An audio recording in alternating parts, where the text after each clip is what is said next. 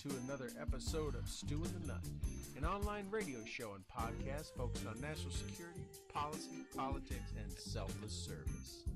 We're here to give you an honest opinion, different perspective, and hopefully a few laughs. We do this by not only interviewing guests, but also sharing our own perspectives and asking you, the listener, to interact with us on our chat room, via our Facebook page, and of course, on politics and self a bit fun. We're here to give you an honest opinion, different perspective, and hopefully a few laughs. We do this by not only... All right, we are, all right, yeah, I knew I was going to screw something up. All right, everyone, welcome to another episode of Stew and the Nunn, episode 83. The Bush Leaguers are back, but we brought us a rose tonight.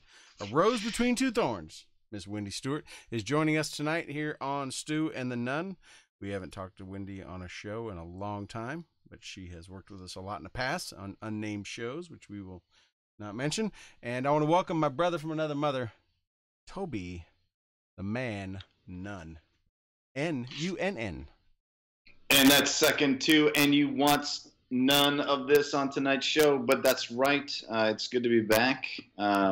We took a 6-day hiatus, which was fantastic. A lot has happened in this past week, a lot to talk about. Super excited that Wendy's back with us. Like you said, the shows that will go without names, she was behind the scenes on, well, basically all of them. Yeah. And, you know, like she's a big part of our community, a big part of our family, and it's great to bring her back into the light, out of the darkness, out of the shadows, back into the light, and lots to talk about, and we should just get started. Yeah. Hey, Wendy, welcome to the show. Hey, guys. I like this new platform because I like being able to see Toby, like, right there in front of me. So it makes it a little more interactive. There we go. Let me see. I may just turn my camera on. I get a lot of stuff going on because that way I know it helps a little bit. Toby just stares at the screen and pretend like he's looking at me. Yeah, I know. Like it's actually nice to have somebody to look at for a change. Well, Wendy's definitely not a lot nicer to look at than me. So yeah, that's if you've ever done one of those like remote news broadcasts where you provide commentary on something. Fox is notorious for this. They put you like in this little room, and the room's tiny. It's like the walls are like shoulder to shoulder. So like if you see Jimbo like on a show, sometimes I always imagine him in like the remote broadcast booths, and there's like nobody in there, but there's a camera like right in your face, and you just sit there and you pretend like you're talking to somebody, and it's like the most awkward thing ever. I have a lot of respect for those guys. So I know Jimbo does it on probably a weekly basis. So I appreciate being able to see Wendy and you tonight, because last week we were actually in person. We were like high-fiving.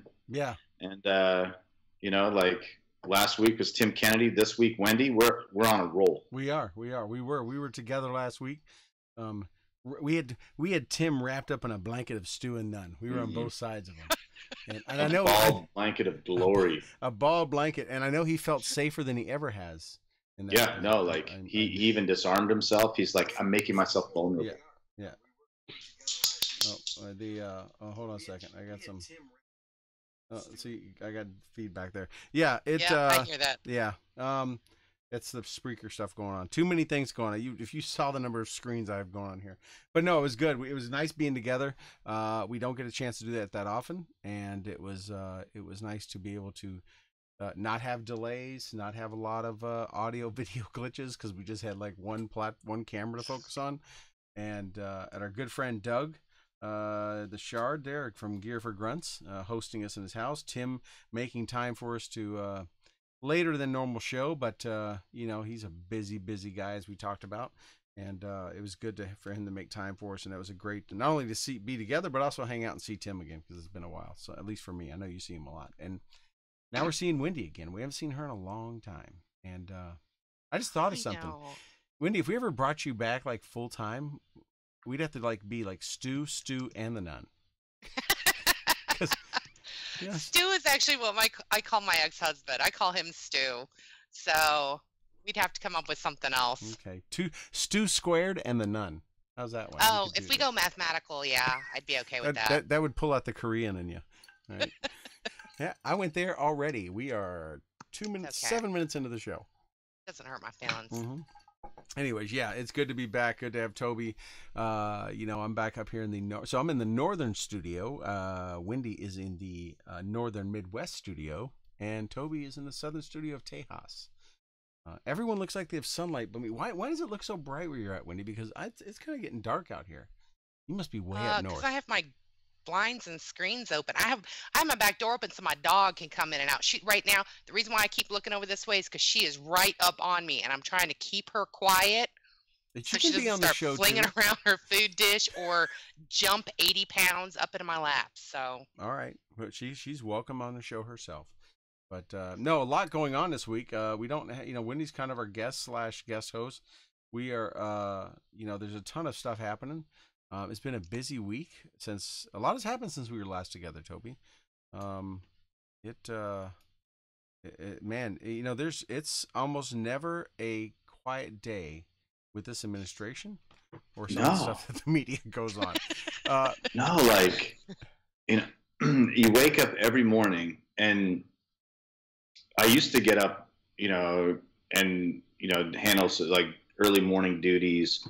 And I would, my little, I guess, self-indulgence, if you will, first thing in the morning as I start work, my self-indulgence would be to check Doc Simpson's Twitter feed. Yes. Because, guest of the show, friend of the show, Mike Simpson, Dr. Mike Simpson of History Channel's Hunting Hitler, Tim Kennedy's partner in crime, on-air partner in crime. His Twitter feed might be one of the best Twitter feeds out there. He's a doctor in the ER, and he roasts people constantly. He gets in great what are Twitter debates or something, whatever they call them, tweets. I was trying to come up with something, but you beat me on that one. Yeah, and they're awesome, but since Trump's become the boss, you almost have to check his Twitter feed before you check anything else, and that's how you know how your day is gonna go. Let me tell you. Let me tell you how awesome it is. When he started tweeting a lot, I subscribed, so I got his tweets on my phone, because I saw that every major news outlet was pretty much, they were getting all their stories from his Twitter, and I'm like, why should I wait on them? So last week I had the benefit and luxury to be asked by our good friend Dave Bellavia to come co-host his show in WBEN for 2 days last week. He would ask me the whole week had I been in town, but I did 2 days last week. And on I think it was Friday, I guess it was, yeah.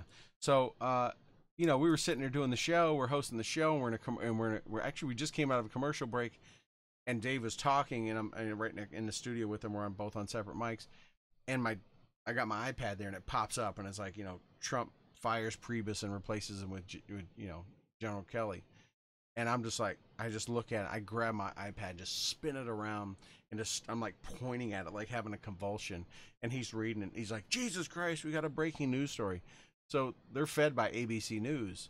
We beat ABC News by about 2 minutes. We announced it. He's like, you heard it here first. And then we got the call through the producers that we had to cut to a live, ABC News alert thing. But even right before we went, he's like, you're going to hear what ABC's going to tell you, but we've already told you. It was only because I was on his Twitter feed. We had it the same time ABC got it. We were just on the air, and we could announce it right then. Yeah. Much better than the other ones could. In the past week, there have been at least 3 major breaking issues off of his Twitter. So one, Kelly coming in, Priebus going out. The controversial, and the reason I'm using the word controversial is because it's the most misunderstood policy about transgenders, and it's misunderstood because of his Twitter. And 3, he got rid of the mooch, it's like all that stuff comes and if you're not paying attention, and that's the funny thing is one thing that he's successfully done with his Twitter, and I'm going to defend him on this, is he's the first president to manage his own social media. Period. Yeah. You can say whatever you want about the previous administration and their ability to manage social media, but that's because they had Mark Zuckerberg on speed dial. Like, Zuckerberg actually managed the campaigns himself personally, and then like, they have a social media team of like the best, brightest social media minds the world has. The best twits. The best twits there are. Yeah, I know. Like, Twitter. But Trump is the very first president in the history of America that has to manage his own social media. And, well, he doesn't have to, but he chooses to. And it's sometimes he gets it and sometimes he doesn't. But he is doing what is brilliant in the sense that he's taking the power of the media away from the media. Right. Like, no one's breaking his stories. He is. He's made himself more informationally relevant than any news station. And I don't want to say. And he says like, that's why he's doing it. People keep criticizing him. He's really taken a page out of Alex Jones's book. Yeah. And been like, yeah, you're a news guy. This is awesome. I'm the president. I'm going to do what you do as the president. Right. And like, it's actually pretty impressive on that note that he's like devalued and depowered some of the biggest news agencies globally. And he says that's why he's doing it, right? He says the Full media was face, more honest. Full face up front. Right. The media is more honest. People are like, why do you there's the noise level of saying he needs to get off Twitter has calmed down in the last 2 months or so. I think because people realize you can go on the news and scream all day he should be off Twitter. He's not listening to you. So just quit saying it. But he's come out and said, look, I'm on it because it's the only way I can reach my people.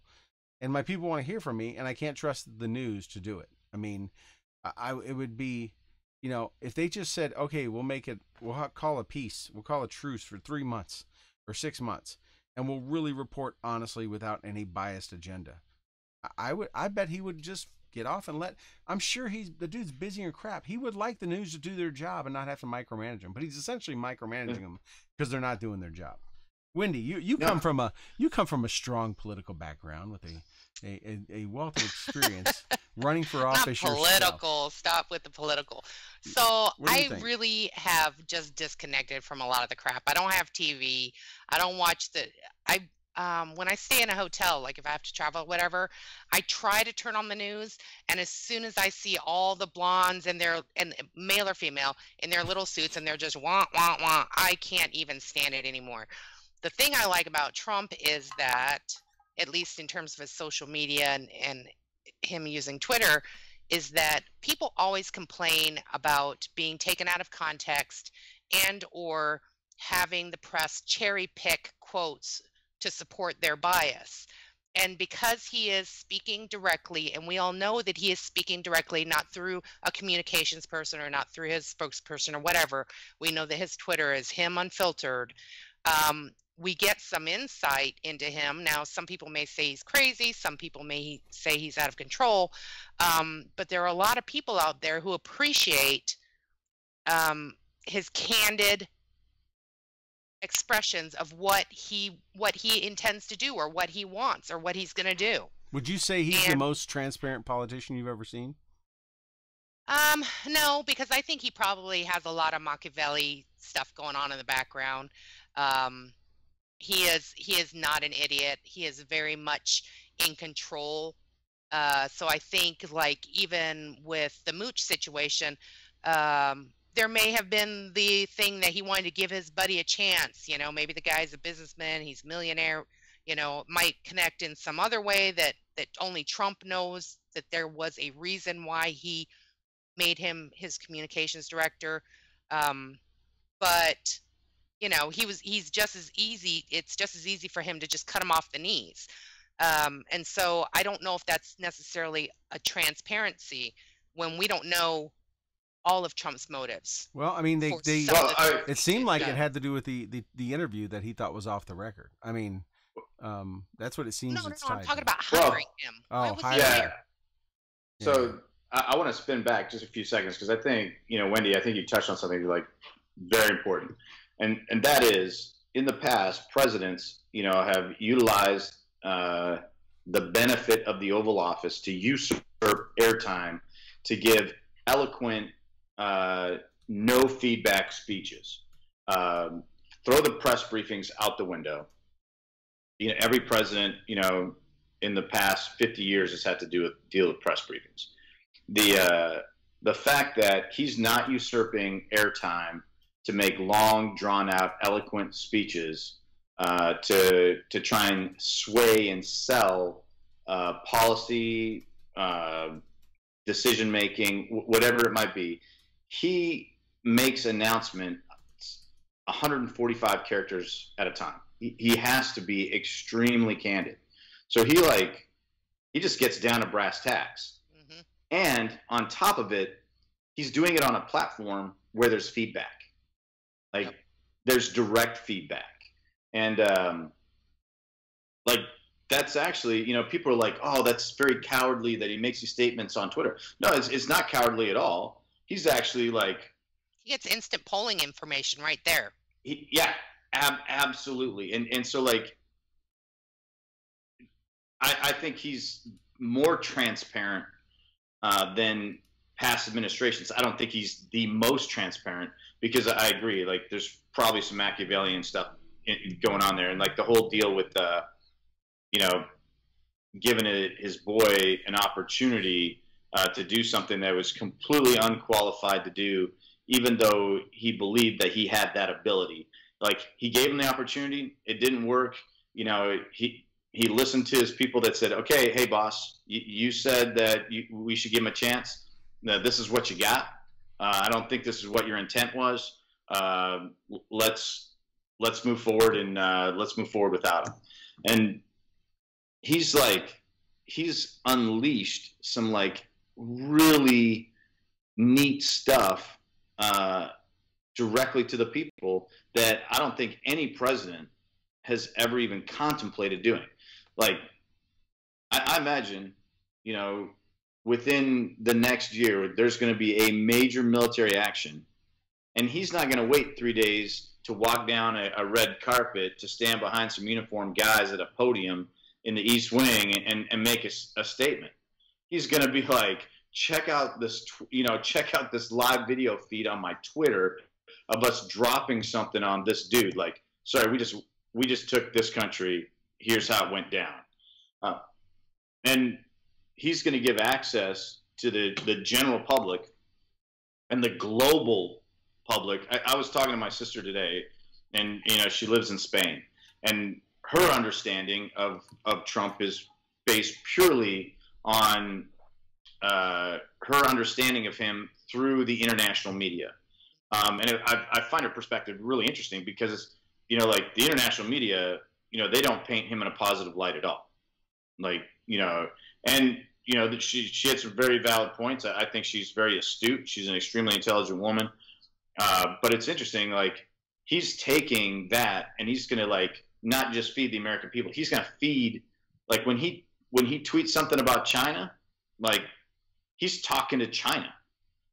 When he says something about North Korea, he's talking, not necessarily to the people in North Korea, because everyone knows they don't have that, technology.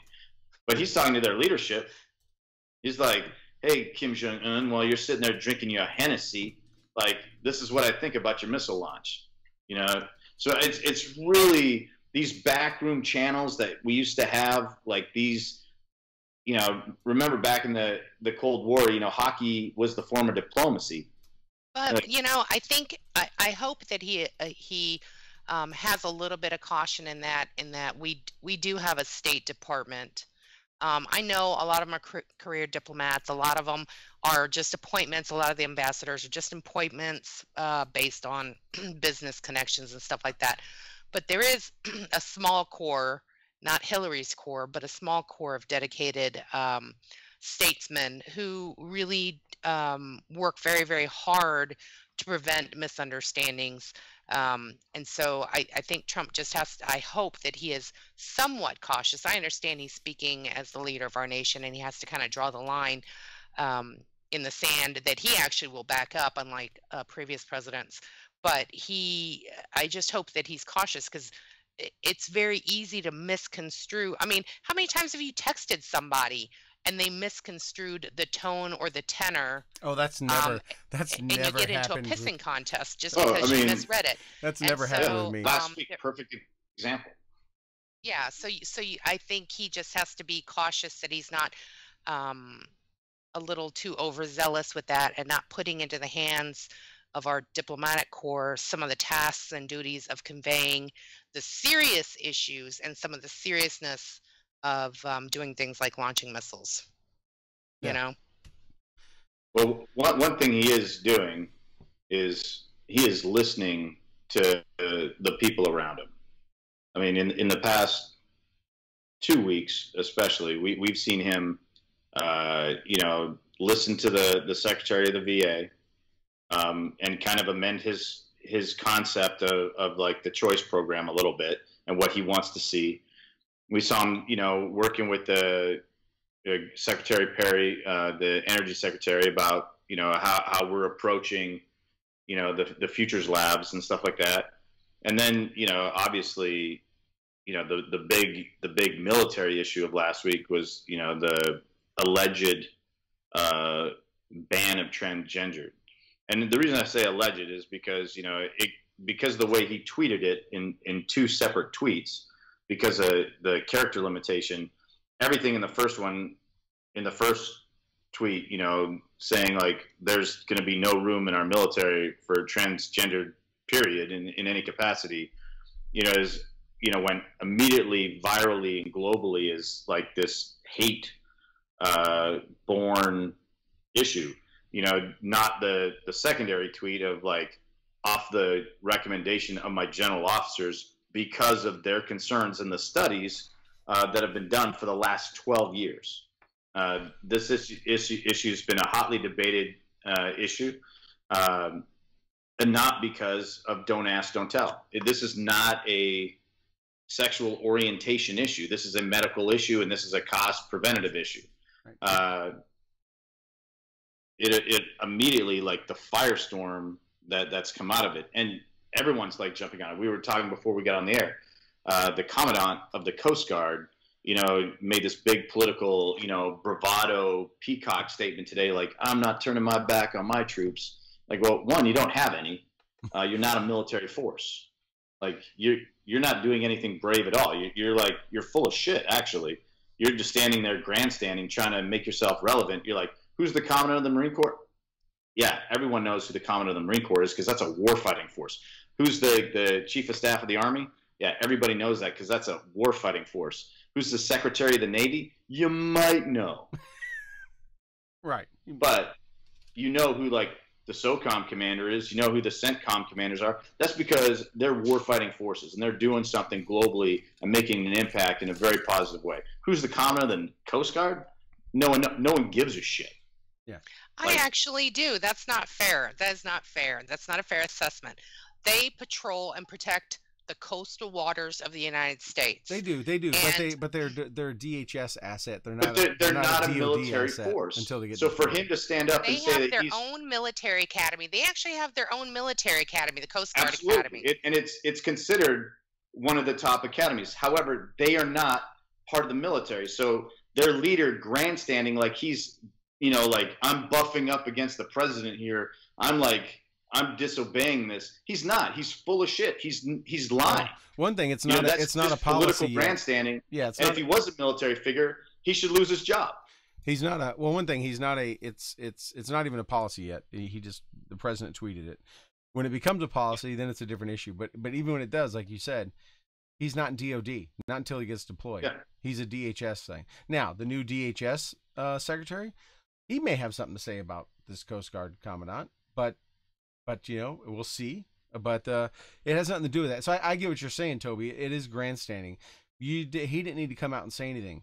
It means as much as it's called virtue signaling. He is virtue signaling out to anybody who holds the position that this is wrong, and hopefully he'll make some new friends from it. And the rest of us will just be like, dude, just get out of the way while the rest of the people doing what they're doing. Yeah. Well, The reality is that the trans population is minuscule, absolutely yes, minuscule compared to the overall U.S. population. And so, you know, So let me caveat what I said, because I feel like I need to clarify something. When I say like nobody gives a shit, I don't mean that nobody gives a shit about the Coast Guard. Right? They are as crucial an element to our national security as, you know, ICE and everybody else. They're a crucial part of our national security. What I meant is, like, he's not a political figure. He's not a position vying for something. In the past, we've seen military leaders become political leaders, Eisenhower, etc. You know, like, what I meant by that, and I probably did a poor job of communicating it, is here's a guy trying to make himself relevant by portraying what he's responsible for as a member of something that it's not. Like, and you're right, it is virtue signaling. It's like, hey, look at me. I'm disagreeing with this, and this is why. But he's doing it like, you know, like he's part of that. That he's actually he's trying to legitimize his position of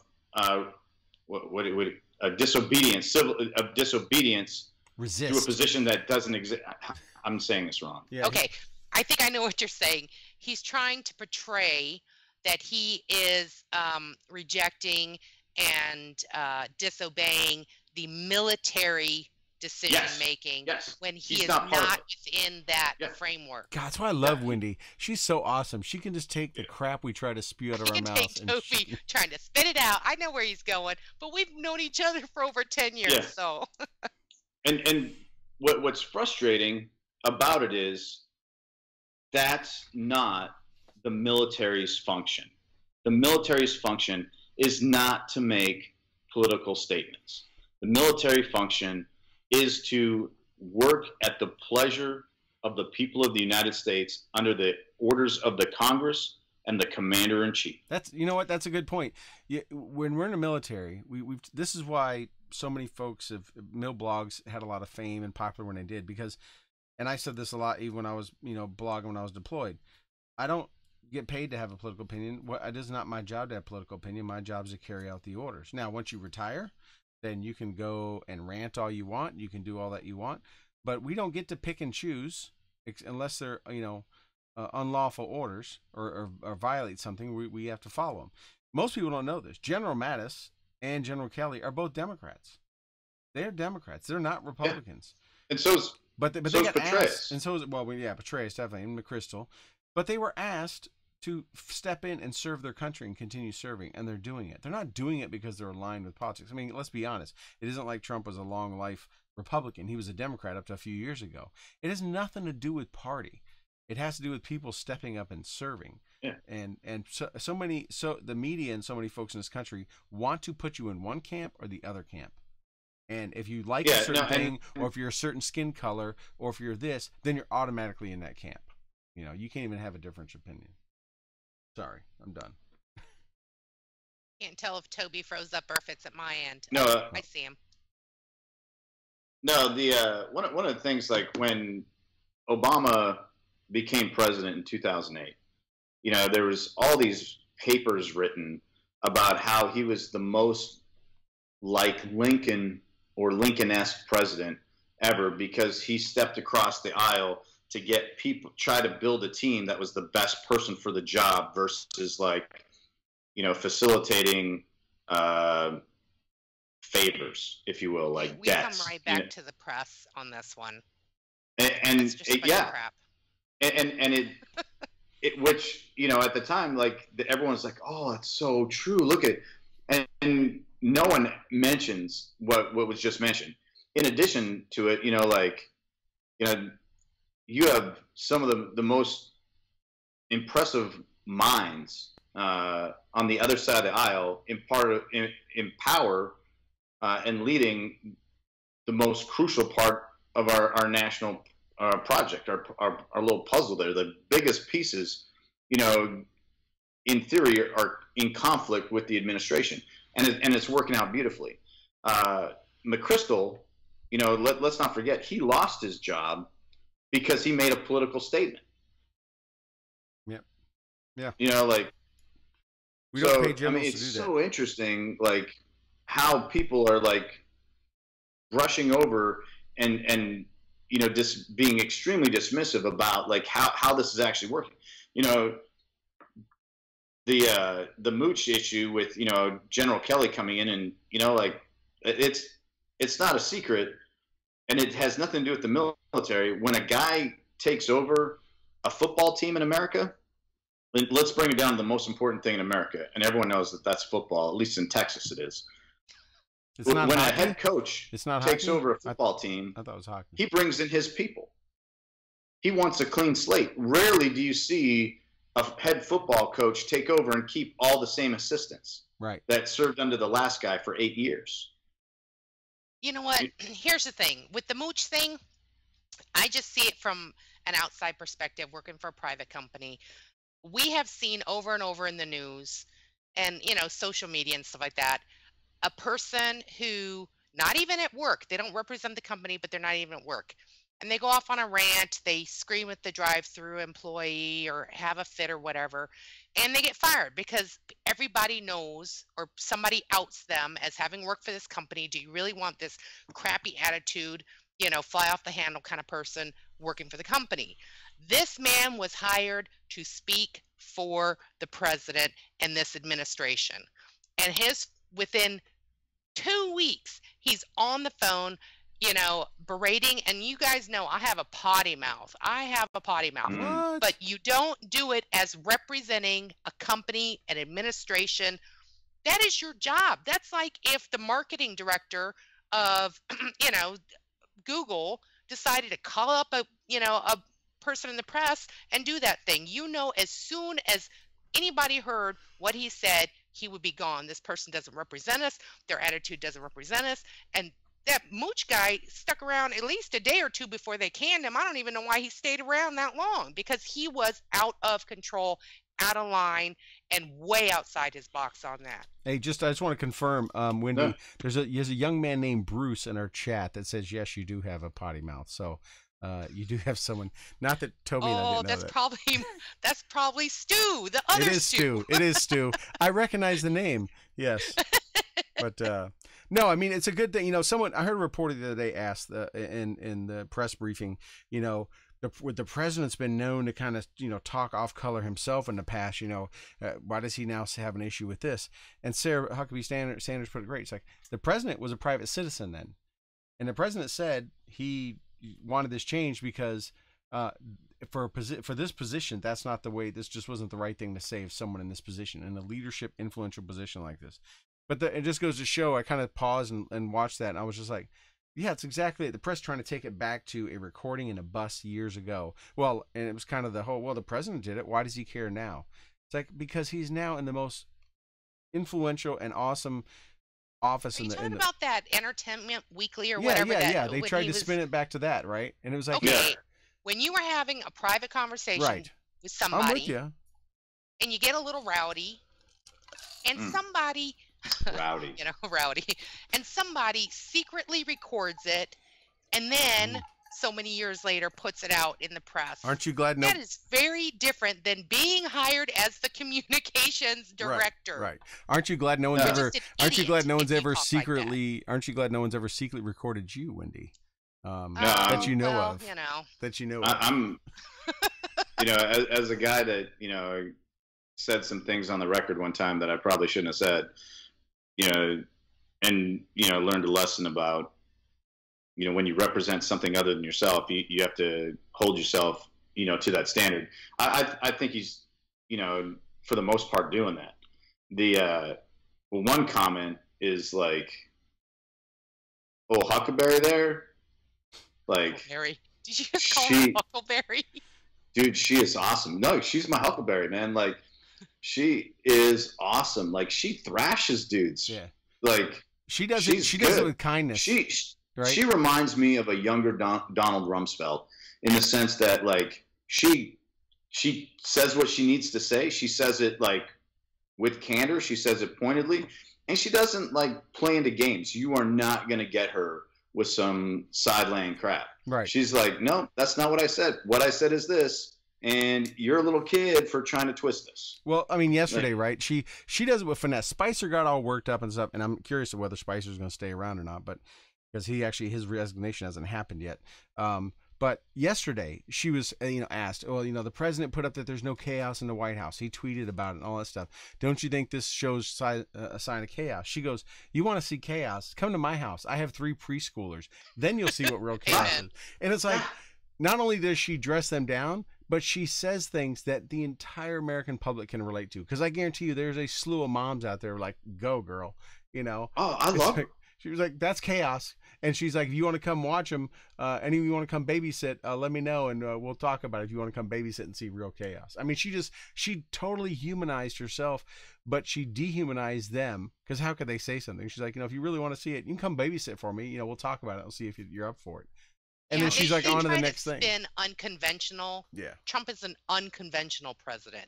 He does unconventional things. He doesn't, just quietly do these things. I mean, this Scaramucci thing and John Kelly, he was classy in his tweets. I did read them, or the announcement that this young lady made about, he's just kind of moving on, and they were classy in their presentation. Everybody knew he got fired. Right. But it's unconventional. It's absolutely, you hire this guy and you give him less than 2 weeks and he's out. Well, what's refreshing is that the last president, how many times did we see, besides generals, he fired generals on a whim, he farted wrong, but of his civilian appointees, how many were screwing up and he kept them? Holder got found in contempt of Congress, all this stuff. He never fired almost none of his people. If nothing else, Lynch, right? If nothing else, it's refreshing that he holds them accountable. He was known for the term "you're fired" from his show, but he's doing it. He's like, Priebus done, and like I said, he treated him, respectfully. Even Scaramucci gone. At least he's holding people accountable, just like he's doing at the VA. He's helping clean house there. That's what we've needed. I think with Trump, I get the feeling that he is expecting loyalty, which is kind of couched or surrounded by this framework that these are the rules. And with the previous administration, it was loyalty in the sense of honor among thieves. You know what I mean? Right. And there's a difference. I mean, I feel like, at least from what I've seen so far, and it's only been 6 months, I feel like Trump is very willing to cut you off at the knees if you are violating the basic premise of courtesy, representing the administration well. You are given a task, and if you fail that task, why are you around? Bye-bye. I got to find somebody who can get it done for me. So, I want to just paperclip you real fast, because he is under scrutiny that no other president's been under. Yeah. And he doesn't have the time to give people second, third, fourth, fifth chances, because, he's just going to get lobotomized, in the press because of it. So when he identifies something, he is swift. He is absolutely swift to action, which is a refreshing change. You're absolutely right. Because he doesn't have time. What was that girl's name? Not Harf. There was another girl that was a State Department spokes. After Harf? Yeah, and she had a job simultaneously with Harf. I'm trying to remember her. She was atrocious. She was an absolutely atrocious communicator. She couldn't speak coherently.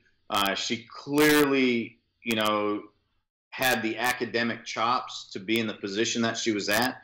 However, she lacked the communication chops to execute it. She was a perfect example of briefs well, executes poorly. And they gave her 2 years in 3 positions. And, in the Army, we call that you F up, you move up. And I guess the last administration kept that true. No, and you know, I absolutely appreciate, and I like a leader that invests in people, and looks at their potential and gives them the opportunity. The Army is one of the very few institutions in the entire United States. The military is one of the few institutions in the entire United States that promotes people based on potential. Like, most corporations promote based on, you know, performance track records, not potential to do well. And he invests in people the way that we as military and veterans understand. Like, he gives you the opportunity. Like, I bet you Mooch went in there and had a hard sell and was like, boss, I know I can do this. You know, I'm your guy. I'm watching what they're doing. You've seen what I've done in these situations. You know that I can do this. I believe that I can do this. Give me a shot. And the boss said, okay. Like, yep. I've seen you be successful. My metrics for success are bottom lines and management. You can either like deliver on the bottom line or you can deliver in personnel management. And so this is what I want to see you do. He gave him the opportunity. He didn't execute as delivered. And instead of like getting beat up in the press 2 months from now, like he expects performance. Yeah. Like, that's one of the things. Like, you see it with some of his secretaries within his cabinet. If you are not performing, he is not putting you in the limelight. He's giving you the opportunity to correct yourself, or you're gone. And yep. That's why you're seeing, you know, secretaries like Secretary Perry in the limelight, the VA in the limelight, because like they're getting it done. DHS. You know, he's got concerns, like, you know, obviously, like, you know, he promoted that, right? He's like, you're running that so well, I'm gonna put you in charge of my house. Let me ask you guys this. We have a comment in the chat from a good old friend of mine, Chad Whitley, I used to serve with, and he made a statement: Sessions and Trump are working their plan. It was planned from the get-go. Trump is playing chess, not checkers. Now, I've talked about this a lot myself, but I'd be interested to ask you, Wendy, and Toby, what your thoughts are. Do you think a lot of this is pre-planned and he is truly playing chess and moving his pieces on the board, or is he just reacting to whatever's happening at the moment? You know, from my view, and I talked about this a little bit last weekend with various people, you know, he came into a situation where he had to rely on the party, the Republican Party, and some of the party movers and shakers, because he didn't, you know, everybody thinks that you know what a job's going to be like, but your preconceived notions are usually nothing like what you expected. And so, you know, he had to go into this position and go into this role, and he counted on the party because he won them the presidency. He won the Republicans the presidency. Let's not forget that, you know, and he counted on the Republican Party to help guide him. And they put some of their most experienced movers and shakers in there. Being an experienced mover and shaker just means you're a flippin' politician. It doesn't mean that you have any kind of integrity. It doesn't mean that you are good at accomplishing your goals. It just means that you're good at schmoozing other politicians. And as a group, for the most part, you focus on the party goals. That's very different than a man coming into a position where he's going to have to run his office. He's going to have to run the nation. He's going to have to run the military, and he needs good, solid people behind him. You know, that being said, you know, I don't know if it's necessarily kind of chess moving and moving pieces around, other than either he had a lot of faith in them and they failed him, and so he was just, you know, kind of like, I'm done, or he did kind of have a plan that this is my temporary group of people to get me through the transition. And that's why they call it a transition team. You know, a lot of people forget that there's the transition team, and sometimes they move into more permanent roles. But, you know, I don't know if he's necessarily, you know, just kind of, but he does have his own reasons why he does stuff. So who knows? So, I mean, you just said something that was beautiful. And you talked about moving and shaking, and being a mover and a shaker is a dancing term. Mm-hmm. Like we're talking about dancing or tap dancing. If you're a mover and a shaker, you don't actually execute something. Yeah. You don't actually do something. You dodge it. You like move and you shake, and like you avoid the hard tackle. You avoid the hard move. You avoid. He's not avoiding that. He is actually executing, and that's a big difference. People are used to movers and shakers. They're not used to people actually executing. And so, like, with that, I want to move and shake a little bit since we got you on here. The cool thing that we're experiencing in this is like we are getting inundated quickly and fastly with a whole bunch of new things. And one of the things that we're getting inundated with is like we have the military getting back to like this awesome war-focused concept. And we talk a lot about that, and one of the things that I want to talk about it with you is because like when we met, primarily when all of us met, it was the thick of the surge, and people in America here back at home understood that we were in a war.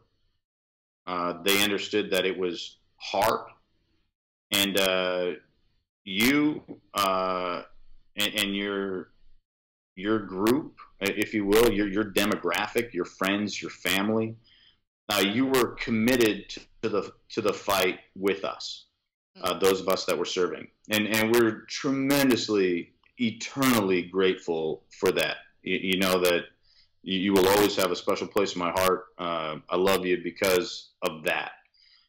What do you think is the understanding of your peers, your coworkers? You work you don't have to say where you work, but you work in a privatized business to which you have a lot of daily interactions with a broad spectrum of people, and you're kind of from, like what's considered part of America's heartland. You're, like you live in one of those great states that has a lot of history, and people are known for being, just good, wholesome people. Yeah. What is your understanding from your friends, your family, your coworkers of the military today? Like, what do you think people, or what please convey to us what your people think the military is today and what it's currently engaged in doing? Well, it's really funny you asked that, because last weekend, so I'll keep mentioning last weekend. Last weekend, I manned a tent at a county fair, and so I spoke with a lot of different people. And he was an Air Force veteran, came in, and he was kind of talking about all these different things. And he started to get a little agitated, and he was talking about the current situation where we're still deploying guys. I mean, we still have people all over this world, but in particular Iraq and Afghanistan. And people, I think they think because Obama served and he said he'd end the wars, that somehow the wars are ended. You know what I mean? It's like I don't know. I don't understand. But this gentleman was like, he said, when was the last time that you have seen a yellow ribbon anywhere in America? Do you remember 10 years ago? 10 years ago, there were yellow ribbons. Maybe it's because the deployed forces are smaller, so fewer people are impacted. Aunt Millie down the street doesn't have a ribbon up because, she doesn't have anybody deployed compared to the fighting forces deployed now. But I think that people are completely unaware of what's going on. And I think that part of that has to do, and I'm not trying to say that the previous administration is to blame for everything, because, we have some of these problems that we've had for decades, generations. But there was this premise when he ran, I'm going to end the wars. this is, we're done with this. I'm going to close Gitmo. I'm going to end the wars. I'm going to do all this. And he was such a big talker. And I think after 8 years and all the distractions with the Fast and Furious and all this other stuff, that somehow the fact that we still have fighting men and women overseas dying in the same wars that started after 9/11, 16 years ago, that we are still have people over there has just quietly slipped under the radar under all of this rhetorical trans, the rainbow, the lesbian gay fight, the wedding cakes, the, boys and girls bathrooms, the, all of these things that are just these huge issues that just blow up in the news. And yet, 4 soldiers can die and like 5% of the whole nation knows or cares. And that 5% consists of, 0.35 of veterans and active duty. Yeah, no, like the reason I asked you that question is I was trying to bait you. And the reason I was trying to bait you, and I think I was somewhat successful, is because in the past 14 days, 2 of the largest military victories in the war on terror happened. And no one has identified it. Mosul was brought back under autonomous Iraqi control. ISIS was driven out. The number one enemy of the United States in the past 6 years has been ISIS. They've inflicted more terror on our own soil than any other nation, than any other force. Not only do we repel them from the town of Mosul, we liberated the city of Raqqa, their headquarters. And it hasn't even been a blip. We had soldiers in Syria engaged in the most violent of warfare, the most violent of warfare, the stuff that Hollywood can't even imagine. There are producers in Hollywood that can't imagine the violence that just got inflicted on folks, and it didn't even make the news. I don't know if we're war weary. Or is it just the media is not there to cover it? Well, if the press doesn't care to cover it, who's going to bother? Well, then, perfect example is Venezuela. We have seen huge big stars 10, 15 years ago going to Venezuela. They do their tours. They bring their entourages. They're being feted by the president of Venezuela, and they're going around and visiting children in the hospitals where they get free medical care, and they're paying $0.25 a gallon for gas, and because they're Hollywood, and because everybody's so left, and this is a leftist successful country, and now that it has collapsed, and they literally went and captured the opposition leadership, and they passed some crazy law yesterday. I don't know if they rebuilt the assembly or did something. I still haven't read up mostly on it. I just read about them capturing their dissidents, their opposition leaders. And that's it. So Venezuela is now a fully fascist or dictatorship or all of these things that the left throws at Republicans or people who are conservative. Venezuela has become this. And do you see it? I went on CNN specifically, about 2 o'clock this afternoon. I specifically went on CNN and scrolled down 4 times. And in the international section, I scrolled past all of the North Korea stuff, which is obviously we should be concerned about North Korea. And then down near the bottom was this little teeny tiny article link about the opposition leaders being arrested. Yeah, not 1, but 2, and they yanked them from their house in the middle of the night. In the middle of the night, yeah, they they were little Cuban children in Florida. Yeah. That's what they say. That's what they say that the right was going to do if President Trump won the election. The left rhetorically claimed that gays, blacks, Hispanics, all of these people would be yanked out of their homes. Yep. And their bastion of socialism is doing it and they could care less, and it's nowhere to be seen. So the press, in collusion with the left, in collusion with American apathy, has created this situation where America just does not know what is happening in 3/4 of the world. And I'm glad you brought that up, because I mean, and Toby, I'm glad you hit this topic. There's over 200,000 soldiers deployed right now. Soldiers being all branches. 200,000, almost 10,000 in Afghanistan. And if you rolled up Iraq and Kuwait together, because if you don't know, the forces in Kuwait are there to respond and surge into Iraq when needed, and they do that frequently. There's almost 12,000 in Iraq and Kuwait. Add another 5,000 in Bahrain. They're there supporting the whole effort. And then Syria, we don't know. They're not publishing those numbers anymore. But I mean, that's just in those hotbeds. That's not everywhere else, you know. But 200,000 worldwide right now, away from their families, away from their loved ones, eating crappy food probably, and you know, a good majority of them in harm's way. But you don't hear them. So, which kind of leads me to the next question, which is, you know, this was like a long walk down the garden path for you, Wendy, but so bear with me. As a result of that, obviously, we're not getting the information about this through conventional means. Obviously, it needs to come from unconventional means. Everyone understands and knows what's considered the most unconventional information source and means now are podcasts and blogs. Are you still following military bloggers, and podcasts? And if you are, which ones and why? No. Okay, so wow, put her on the spot.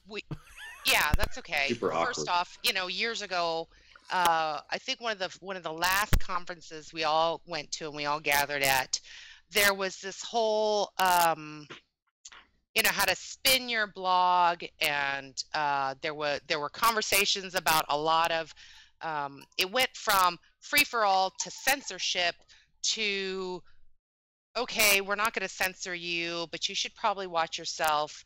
And then now it has become, at least blogs, a commercial venture. Blogs are to make money. We're going to run the ads in the sidebar, and we're going to do the content that the people want. All the social media, you got to understand, it's self-selecting.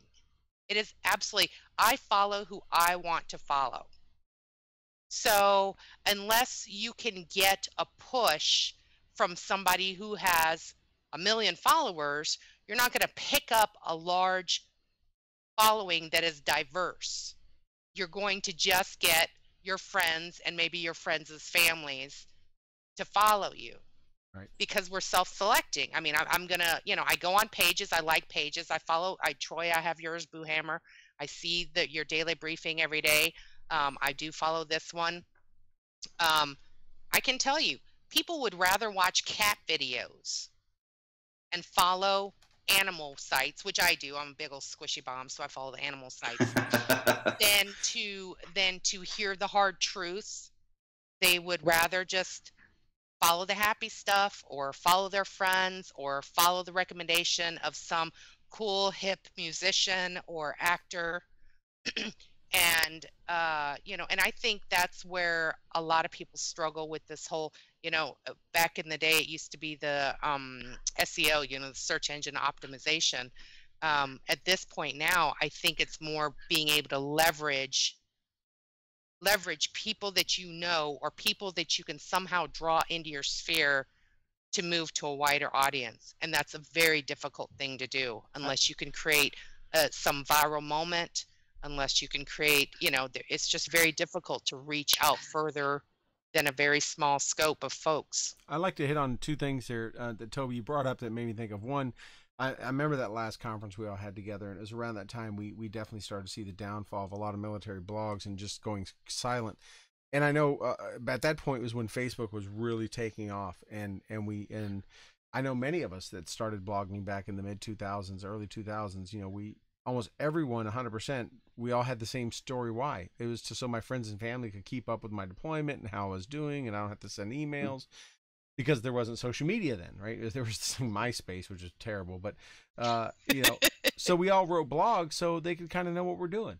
And then what we saw was that time frame when Facebook really launched into being a mainstream outlet.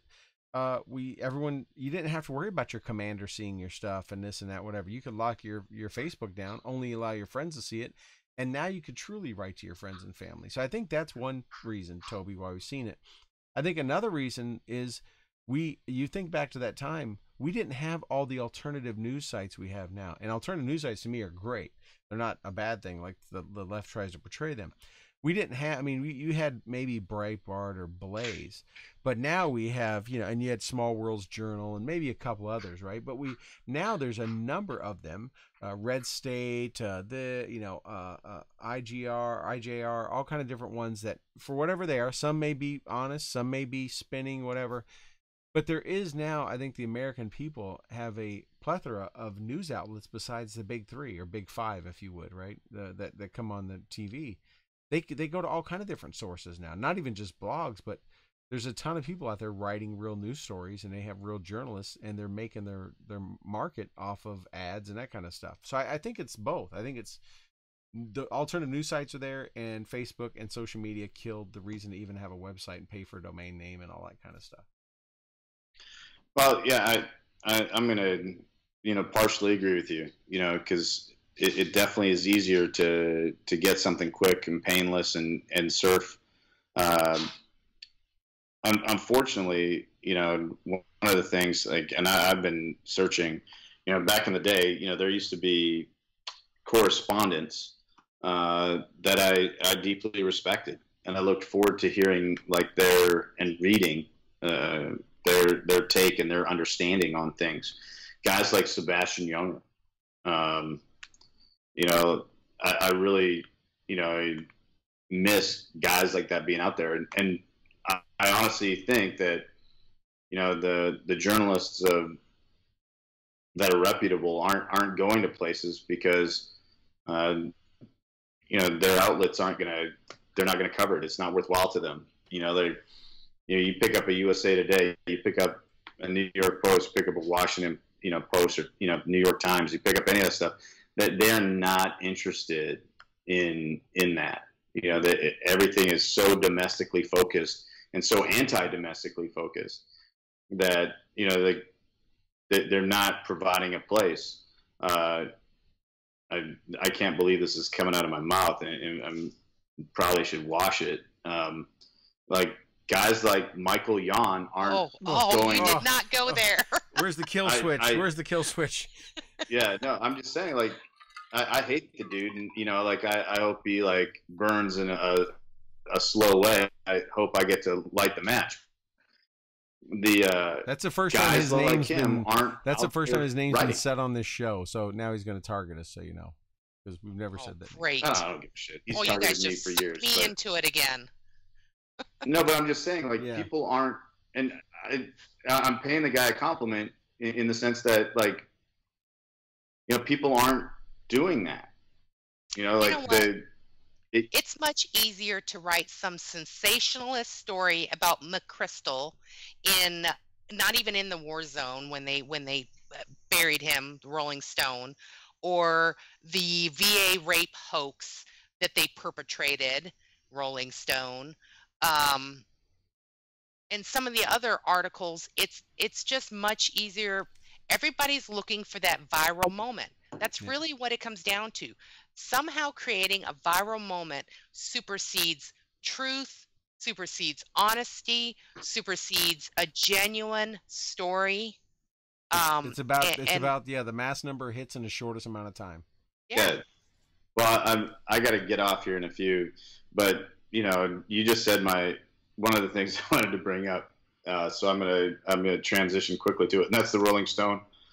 Their cover this month has My People's leader Trudeau on it, and it cracks me up because the headline Nancy next to his picture is, "Why isn't he our president?" And it's let's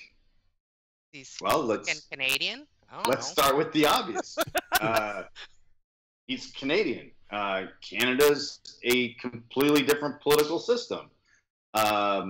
He's a Nazi. And they have a population base of about 35 million, 37 million, depending on, which census you're going to go with. He wouldn't get elected in California. I'm just keeping it real. That's why he's not, now he's cool and debonair and goes to rock concerts and, makes cool tweets dropping the mic on world leaders. But, the reality is you just put on your cover a leader of another country and ask why he's not the leader of yours. That's why people can't take you serious. I remember the movie Almost Famous, the Cameron Crowe story, which is fantastic because, as a young guy growing up, I wanted to, to capture and tell the story. I wanted to be part of the storytelling process. That cover demonstrates why they are not a serious magazine, why the media as a whole can't be taken serious, because you would put that on your cover. You would actually put that on your cover instead of saying Canada's leader. They're why is this guy not our leader? Well, for the obvious reasons. He's Canadian. Right. And it's just, again, fangirling over, and you know what? You love it so much. It is very easy. Go find yourself a job to Canada, find a sponsor, emigrate, deny your U.S. citizenship and become a Canadian. It's all they have to do because all of Hollywood thinks they just have to move there and they're automatically going to be, even though none of them have moved there yet. They were all saying they were going to move there because they just. But I mean, if you're that enamored of another country's leadership, you are welcome to leave. We do not hold our people prisoner, unlike places like North Korea or some other nations. Venezuela. I wasn't going to go there, but yeah, Venezuela. Keep it topical. We don't. If you want to leave, you can leave. And you are more than welcome to try and earn citizenship and vote in those countries if you like the way it works. But, we have a representational government. Sometimes we have good representation. Sometimes we have crappy representation. I'm not too fond of some local politicians. And you just keep going to the poll and keep picking a different name until eventually you get your way. That's right. That's right. All right. Are you heading out, Toby? Yeah, I do actually. I unfortunately today's been a long day. I've been in several states today behind the wheel of my vehicle, and anyone that knows the relative geographic size of Texas knows that if you're going to visit more than one state from any spot in Texas, not meaning the very center, which is where I departed from, that's a long day behind the wheel. I got about 14 or 15 hours of windshield time today, and I'm about done, and I want to hang out with my family. So good idea. I'm gonna cut loose. Yeah, we'll call it a night. We've been going for over an hour, and I think this was a good show. Absolutely got to have you back, Wendy. You were fantastic. I'm just a mouthy broad. Yes, but you may be a mouthy broad, but you honestly bring. Kind of love that. Yeah, you bring a lot of intellect, and you sell yourself short because that's why we love you. I mean, Toby said it already, and I've said it a number of times. I mean, you are smarter than a whip. It's just sometimes, that smartness comes with a few F-bombs, but that's okay. But you've done good tonight. I was very, very good with my mouth today, and no potty mouth, no bad words. Your audience doesn't know me as well as some of the previous ones, so I had to kind of mind my P's and Q's. Yep. But no, hey Toby, thanks a lot, buddy, for being able to jump on, and Wendy, thanks for coming on, and we really appreciate it, and not only for our listeners giving up a Tuesday night, but all of you guys giving up a Tuesday night. Of course. So next weekend, I believe I'm solo again. Yeah. So I will have a guest host on with me to make up for the loss of the stew. Yep. And it'll be Stew and the Nunn +1, and we'll have a great show next week. Everybody tune in and We will see you then.